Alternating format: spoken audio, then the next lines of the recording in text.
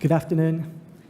Well, I think we've heard in a number of the panels today that there's a lot of macro factors which are pushing the shipping industry or parts of the shipping industry into consolidation. So I think this is a good panel to end the conference on. We've heard about the technology side, digitalization, access to capital, the more sophisticated shipping industry pushed along by regulatory aspects, and also just the fact that the clients of shipping companies are becoming more sophisticated, larger, more demanding. So I think in that sense, it's no surprise that we have seen consolidation across different sectors within shipping. And of course, today we've got 3 ship owners here, plus a representative for the ship management side. And in terms of the 3 ship owners, I think they represent quite a broad spectrum of ship owning interests and have all been involved in aspects of consolidation over the last couple of years. So if I just look across the panel, we have Martin Ackermann, the CEO of BWLPG. We have Mark O'Neill, President of Columbia Shipmanagement. We have today Mikael Skov, who is the CEO of Hafnia. And we have Jeremy Nixon, who's the CEO of One Ocean Network Express, otherwise known as One. So I've got some specific questions for each panel member, taking into account that they all represent different sectors within shipping. And then if we get that far, we'll touch upon some of the sort of more general questions. So if I pick on you first, Martin, since you're closest to me. You can. Okay, BW Group has consolidation in its DNA. And more recently, BWLPG has successfully completed the takeover of Aurora LPG and pursued a 1.1 billion merger with Dorian LPG. And now BW Group has acquired a majority stake in LPG owner Epic Gas, and an offer's on the table to acquire the remaining shares. Can you describe generally from a management perspective the time that's involved in pursuing a merger and how you structure yourself during the initial stages of a merger to ensure that the day-to-day and operational management of a shipping company isn't adversely impacted? Thank you, Gregg. A very relevant question. I would be lying if I said that it's not a very time-consuming process to even to consider and strategize around a merger and get to the stage where we actually propose it, to end, of course, with finally an execution or non-execution, as the case may be.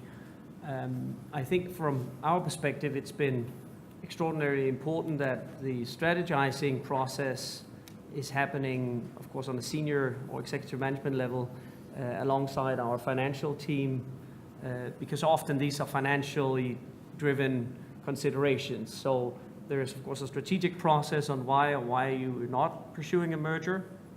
And of course, that needs to be tied into timing, financials, and so forth. Then once you get into specific projects, then from our perspective, it's been important to compartmentalize that within a specific team that works with the M&A project to get it to a board level discussion. First, of course, it's formalized within the company itself. Once we, in a management session, consider this to be something we want to proceed with, then we take it to the board level, and that entire process has to run its own call, separate from operations. Then once you get into the sort of the whole process of the M&A, I think the most important part there is to keep it completely separate. So in our case, we've been isolating our commercial director and our technical and operations director completely from this process. Of course, they do get involved, but not in a majority way. Sure. Then just a follow-up question. I mean, some of the merger movement I just mentioned in respect to BW Group and BW LPGs being more traditional, but actually there's been some more recent news coming out of BW LPG in particular, more of a sort of vertical integration. And perhaps you could just touch upon the now new business line of looking to trade the LPG and the background behind that decision. Yeah, so I think the Aurora acquisition we did, where we purchased a company which was in distress, was trying to buy a company at the bottom of the cycle, and then knowing that we would be suffering for low rates for an extended period of time. The proposal with Dorian was quite different from that. That was, from our point of view, I know we're being accused a little bit of being hostile, but that was more of a technical reason that we had to do it public. But that was more of an attempt to bring together two companies and agree on that, but maybe we can touch on that later. On the vertical integration, I think many shipping segments, not just LPG, are under pressure from lowering margins, whether it's financial, operational, or otherwise. We're seeing pressure from charterers moving into our traditional territory. We're seeing the freight forwarders. I'm sure Jerry can talk about a lot about that, and that just forces us to have to think outside of the box. And we have been through 3 years of low margins. This initiative we're doing on trading is more of a defensive move to see how can we utilize our utilization of the ships when our clients don't want them. So it's more of trying to utilize the ships and improve the operating efficiencies of our fleet. You touched on freights there, so you must be happy the last 7 days or so, because there's been a bit more positivity in the LPG space. It's been a bit more than 7 days, but it certainly has been 165% up the last 30 days. We did expect the market to recover, but we have been much more muted in the way that we have formulated this outlook. But it's certainly encouraging to see that finally we're in the black territory again. Good. Moving on to you, Mark. We're obviously looking at a different angle here. You're on the ship management side. And I guess the first question is, the move to consolidation, so larger shipping companies, maybe more geographically spread, does that create a risk or an opportunity for external ship managers? Good afternoon. I don't think it changes anything, actually. Whether you're, as a ship manager, whether you are providing your services for a large consolidated operator such as the one that Jeremy runs, or in fact a one-ship operator, we shouldn't really be focused on that. We've always said throughout that to be successful in any business, you have to provide a relevant, compelling service. Relevant, what does relevant mean? Relevant means relevant to the particular client. We have to be client-facing, so we have to provide all of those services that our particular client, whether he or she operates 150 ships or one ships, want.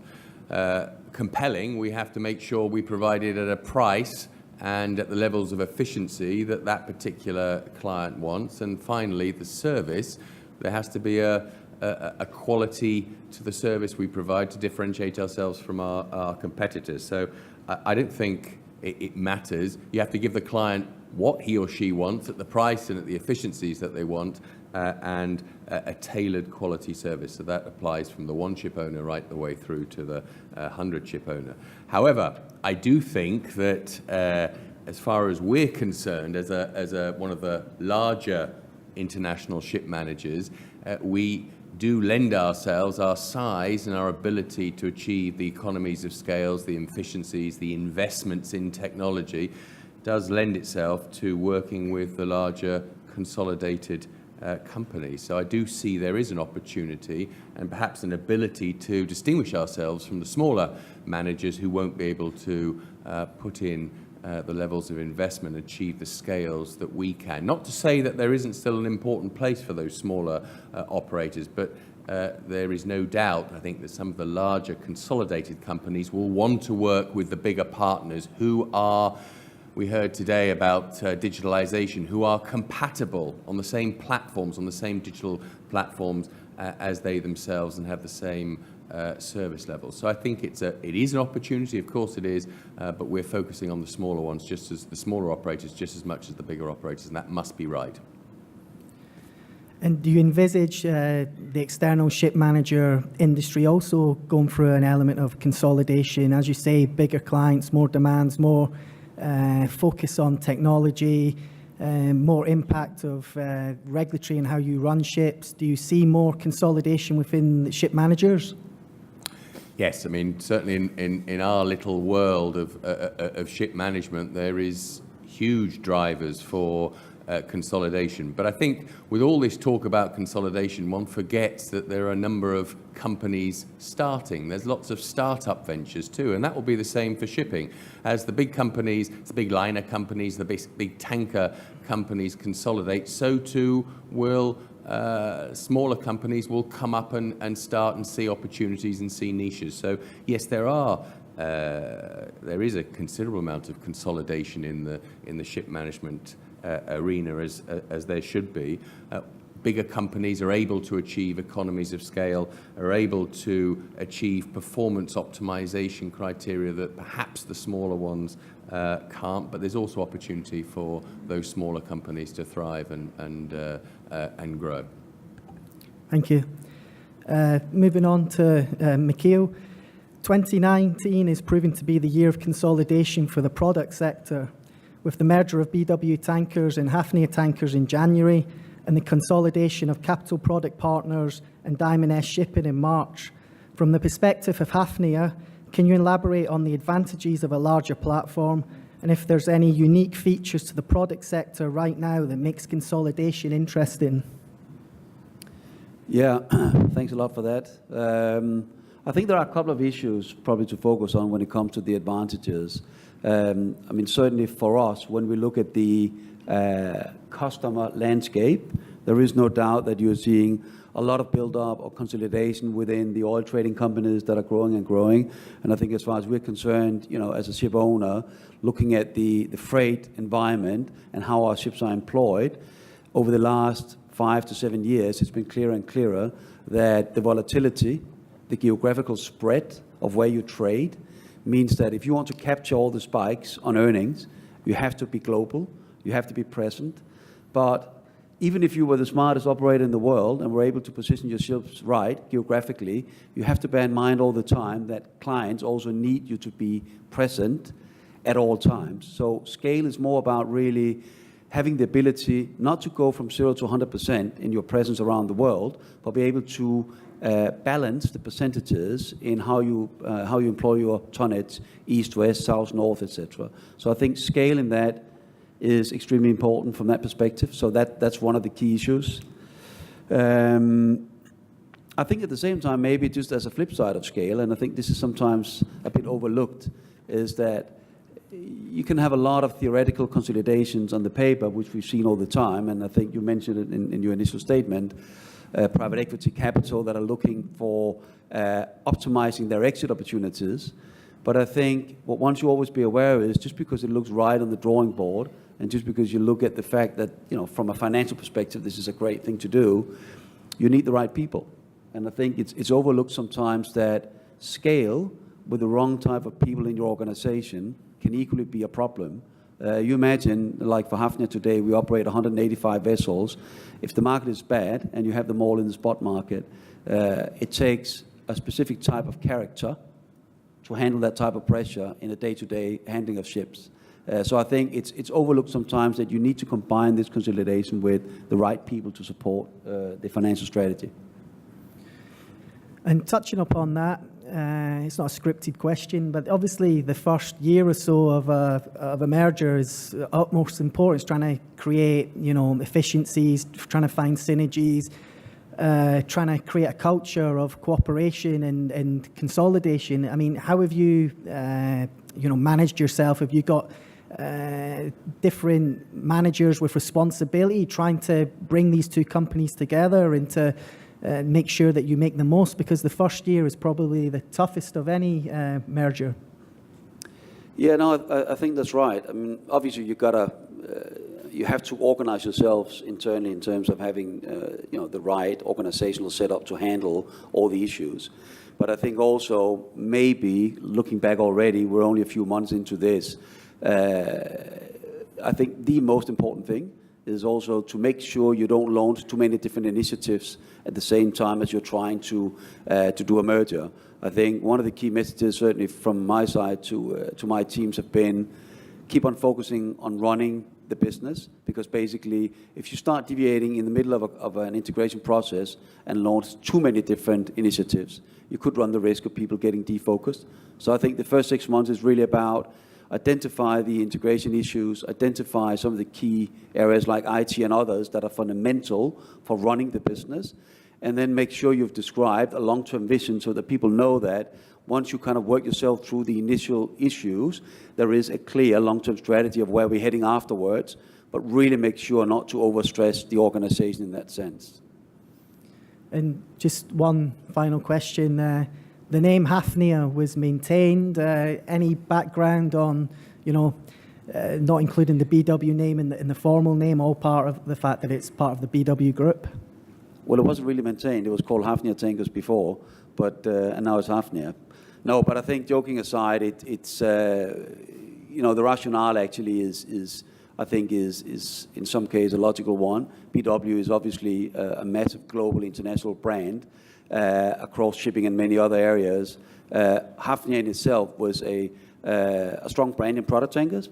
So the name is actually Hafnia, a member of the BW group, and that actually is the signal that we're trying to combine the best of two worlds, create a new brand in the product tanker sector, but of course also recognize that the BW group on a broader scale is already an extremely strong brand. Thank you. Last but not least, Jeremy, you're obviously sitting in a sector of shipping that's perhaps seen the most consolidation. Since 2016, there's been a wave of consolidation in the container shipping industry by means of merger, joint venture, and global alliances. Due to this and factoring current new build orders, it's estimated that 75% of the world container ship fleet by 2021 will be owned by just 7 carriers, compared to 37% in 2005. Keeping this in mind, in the regulatory landscape, do you think any further M&A in the container shipping space is possible in the short to medium term? Thank you, Gregg. Is it okay? It's good. Okay. Yeah, sure. Yeah, I think without doubt, there's been a really significant consolidation in the liner container shipping industry. And we could really probably track that back over the last 20 years, but the big acceleration has been after the Lehman crisis, and particularly in 2013, 14, 15, and into 16. And that all comes back to, very stressed balance sheets, cash flow issues, very poor returns on investment. It's like being a farmer. You expect a famine 1 in every 6 years, but actually you could say in shipping, particularly container shipping, we've almost had a famine every 2 years and then finally a famine every year. And maybe that's not unique to container shipping, but maybe there are 2 or 3 underlying root causes that do differentiate container shipping a bit from the other sectors of shipping. One is the economies of scale. When you're a container shipping company, you're the owner of the vessel assets, but you're also the operator. So you're very, very focused on fuel costs, and you're also focused on being in consortia, operational consortia, and therefore there's this drive for scale, to push up the size of the ships as quickly as possible. And therefore, you need to have an enormous amount of capital investment, and you need to have the wherewithal to be able to order and build much larger ships than you did originally. And secondly, of course, the ships, it's not just about building one ship. You need sometimes 10 or 12 ships to make up one loop system, plus all the equipment that goes with that, all the containers.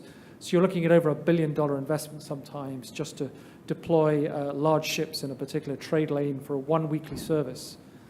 I think the other area is it's not just about the ships, it's also about the landside operation. And as you're aware, container shipping companies are common carriers. They're offering an end-to-end or even inland services as well.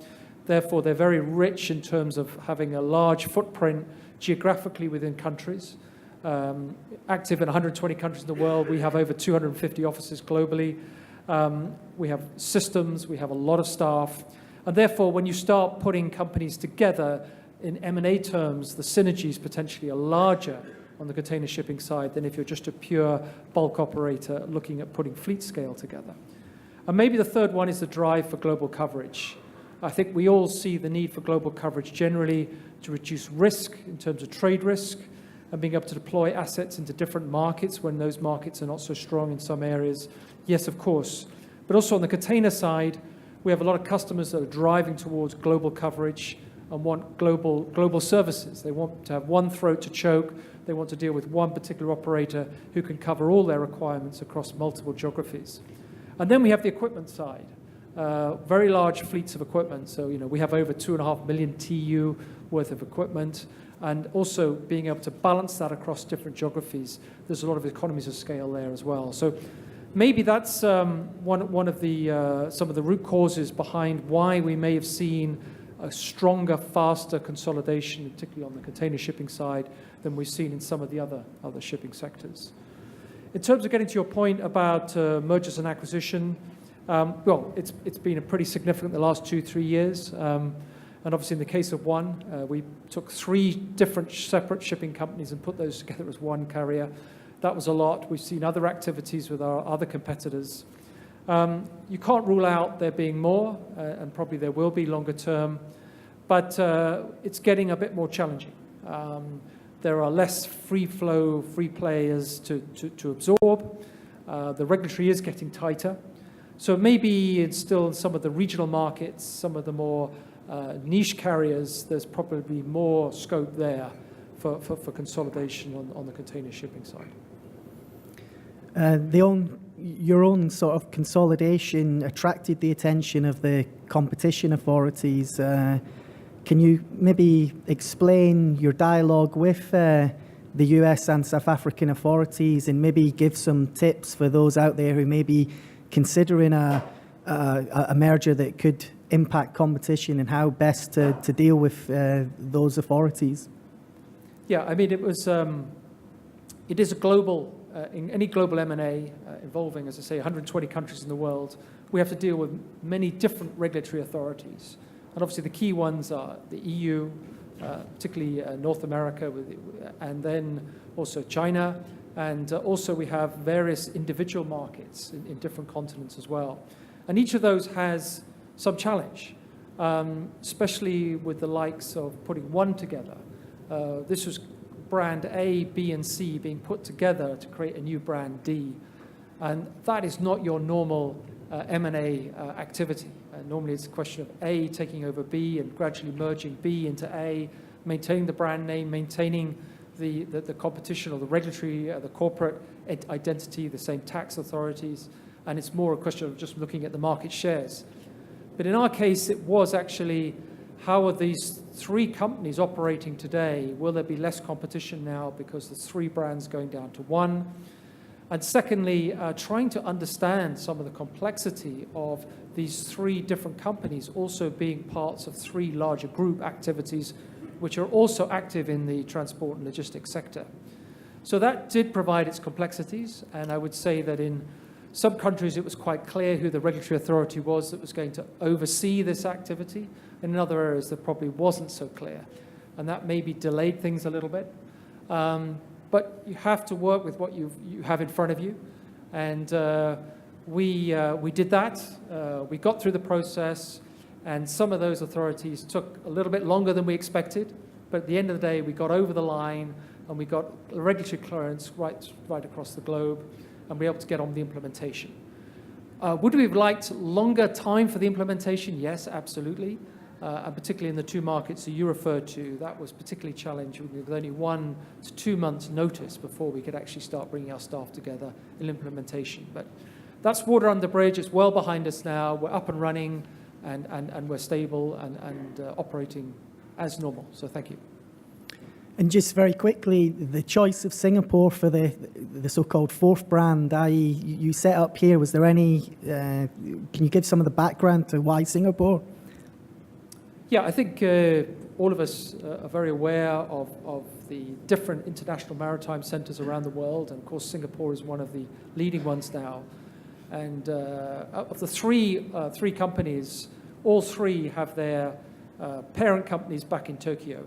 And of course, we looked at that before, but already all three companies had moved effectively their liner division outside of Japan over the last 4 or 5 years. So it was not a question of really retreating back to Japan. It's more a question of looking at which city could provide a good HQ, could provide the right economic environment, the right environment to host large multicultural teams where we could build up that expertise and execute as organizationally.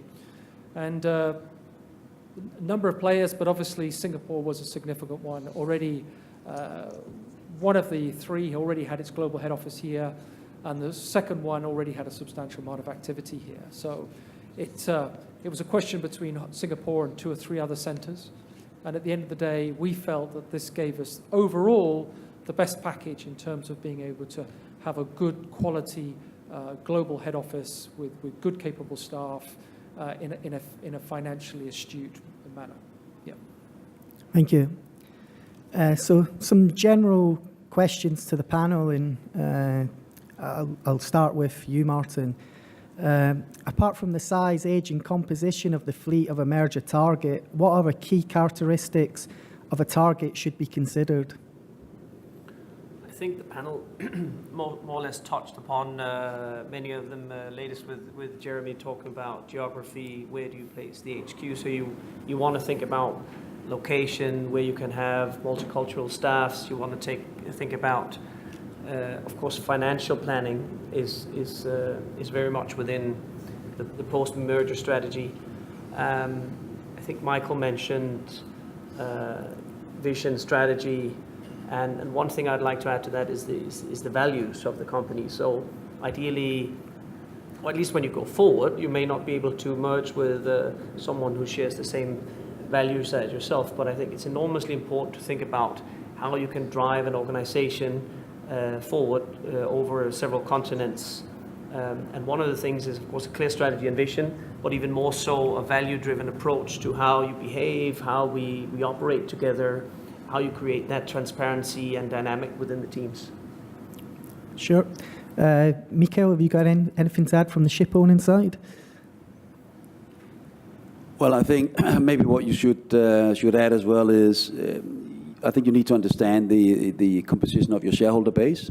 I think in many of these consolidations and M&As, one thing is that you have a commercial strategy, but I think it's also important to understand really what is the composition of the shareholders, what is their strategy, exit strategy, if any, and just make sure you get that incorporated from day one before you kind of start out on that journey. Thank you. Mark, I'll go on to another question for you. Obviously... Can I just add on to that last question? Sure. Because that's relevant, having gone through a merger ourselves. I think one can't underestimate the importance of culture and really analysing the culture of the two companies before a merger and trying to, if necessary, bring those cultures into alignment or create a new culture. And also, I don't think that the word merger necessarily means putting the companies completely together. There's no earthly reason why 1 + 1 must equal 3. There may well be justification for going through a merger if 1 + 1 equals 2.2 or 2.3. So there is some synergies there. It doesn't have to mean a full-scale merger of all business activity. So I think people go into mergers for different reasons, M&As for different reasons. You don't have to go into one of these processes thinking that there's going to be a D that comes out of it that merges all three. It can be a very different beast for different projects. Okay, as we've touched upon, I mean, all 4 panel members have encountered mergers recently or some form of consolidation. With that in mind, perhaps you could all comment on any sort of teething problems in the early days that management should be on guard about and maybe give you recommendations. Maybe start with Jeremy.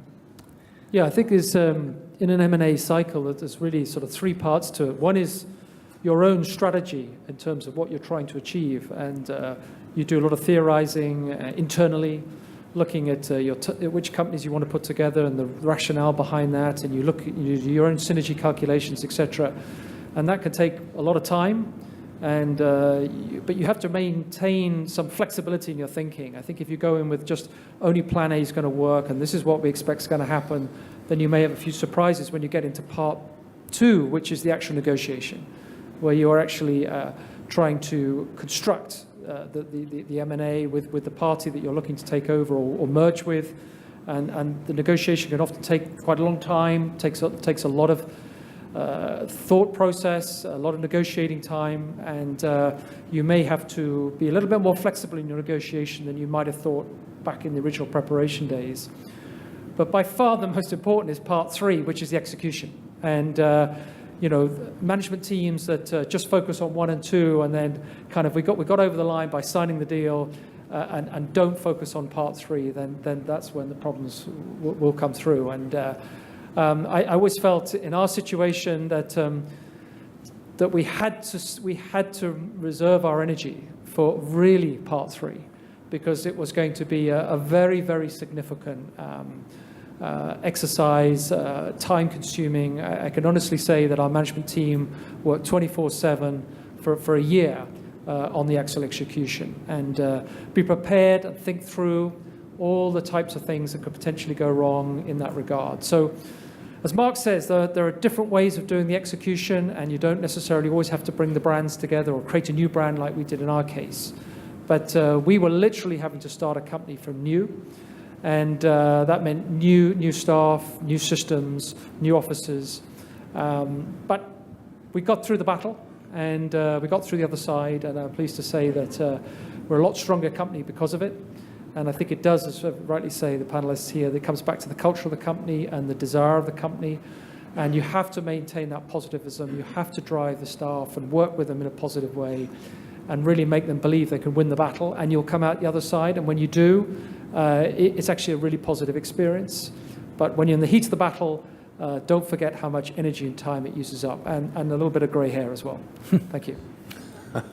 Can I add that you asked for tips for the early part of a merger, and I think one important thing is maybe even before the early parts of a merger, when you're considering the merger, to consider whether you're doing the merger at all, because I think many of us are in business.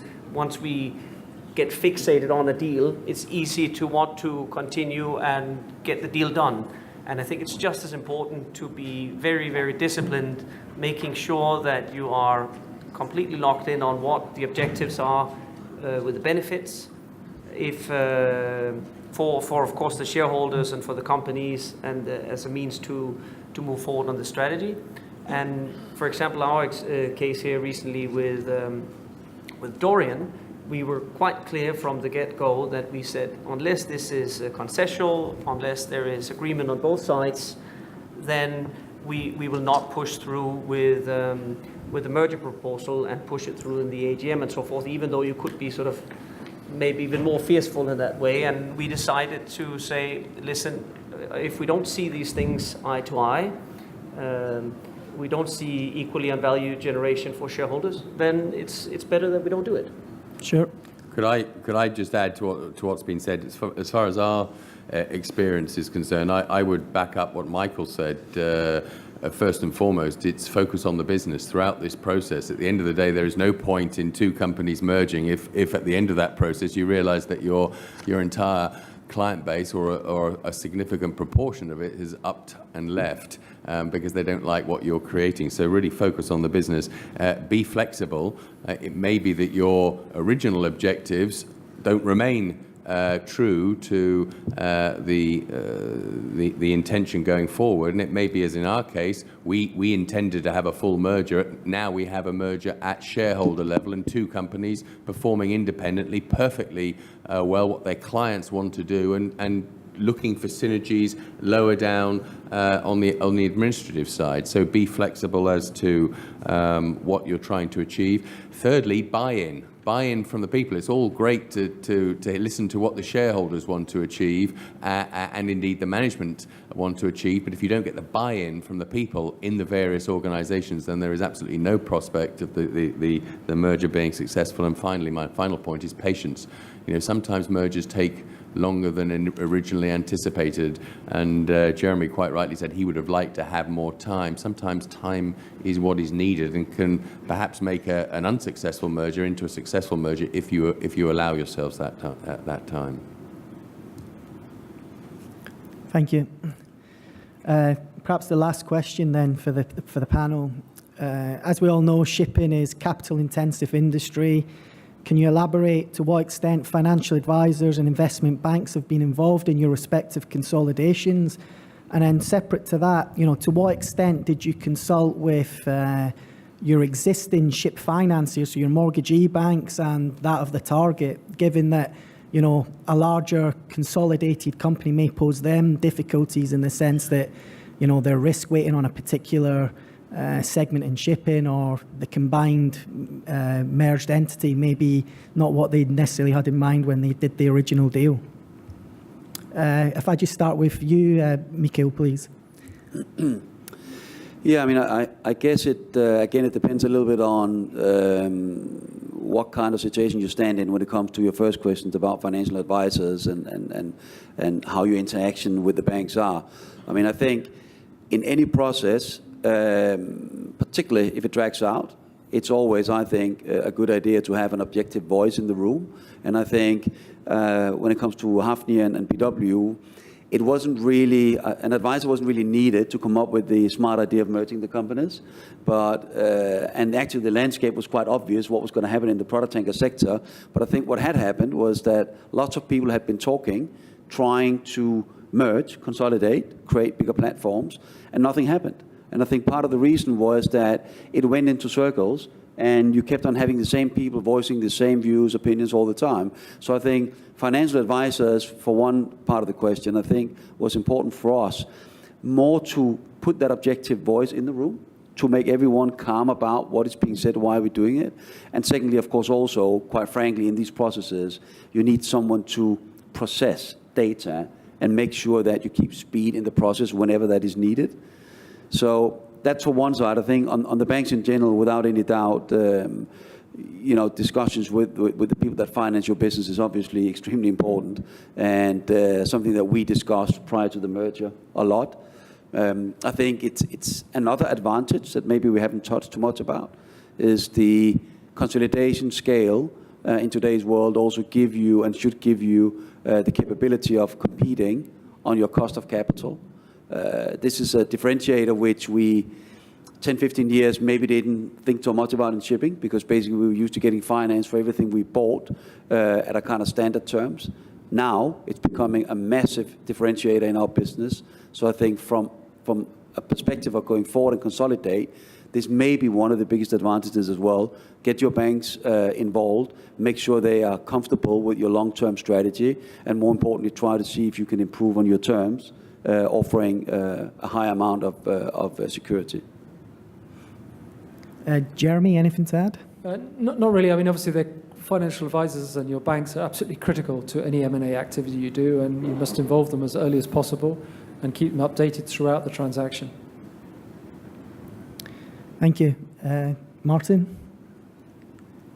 Yeah, no, I was just going to say exactly the same on the banking side. It's very important to have your existing lenders aligned with your process. We needed consent to lower the shareholding limits of BW Group if we had gone through with the Dorian merger, and of course that requires a lot of conversations, and you need to be frank. And I think if you build a track record of being open, transparent, consistent, and disciplined, then the banks will follow you. And of course, they're very concerned only on the downside. Really, they don't want to hear about all the prospects of the potential upsides of a merger. They protect the downside, and liquidity risk is their main concern. Sure.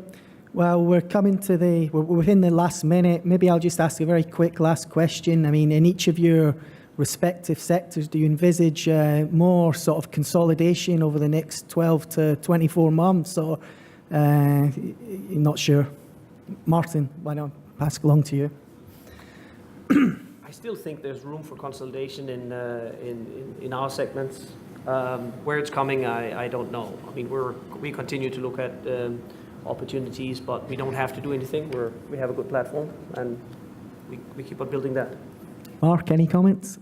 For sure, there will certainly be consolidation, but there'll also be new companies coming in and filling niche areas, but certainly consolidation. The bigger consolidated companies will want to work with the bigger consolidated partners for all the good reasons we've talked about. Yeah. Mikael, you've started the trend. Will it continue? Exactly, yeah. No, I mean, equally so, I think for the product tanker business, you are going to see more. I probably have my doubts whether you're going to see lots of big consolidations. Maybe you're going to see more that the bigger units that have been created already will continue to grow by acquiring smaller entities that are out there and in a way consolidate the market from a smaller perspective. I think that's probably the more likely solution. And I think, Jeremy, you've already answered the question, unless you want to... Yeah, I think never say never. And secondly, that we've all as an industry got a very high hurdle to jump over with the IMO 2020 coming in January. And companies that do not handle that well or recover those additional costs will put themselves under more financial strain, which could create further consolidation down the line. Thank you.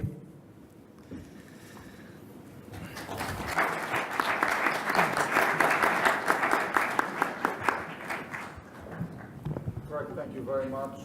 And thank you to the panelists. I think it has been a dynamite panel. Great discussion. And ladies and gentlemen, I'd like to close the conference. I would like to thank you all. I think we had a great day today. Very insightful discussions, compact program. Thank you very much. It has been a great day.